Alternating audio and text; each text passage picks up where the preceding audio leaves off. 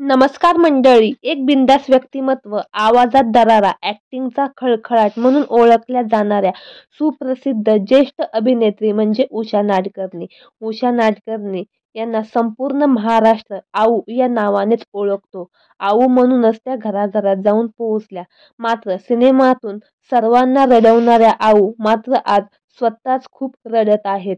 त्यांच्यावर खूप मोठा दुःखाचा डोंगर कोसळला आहे. तर काय आहे संपूर्ण माहिती जाणून घेऊ. तत्पूर्वी आपल्या AJ मराठी न्यूज या चॅनलला सबस्क्राईब आणि लाईक केलं नसेल तर नक्की करा. उषा नाडकर्णी यांच्या सख्ख्या भावाचं दुःखद निधन झालं आहे. भावाचं असं अचानक जाणं उषा नाडकर्णी यांच्या जिव्हारी लागलं आहे. उषाताई यांना 2 भाऊ आणि 1 बहीण होती.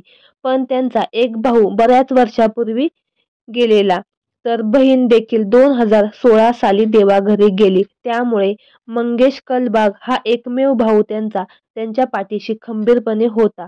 मंगेश हे उषाताई यांचे लहान भाऊ असले तरी त्यांनी कधीच त्यांना आपल्या मायेच्या सावलीची कमी भासू दिली नव्हती. सुखदुःखात ते कायम त्यांच्या सोबत होते.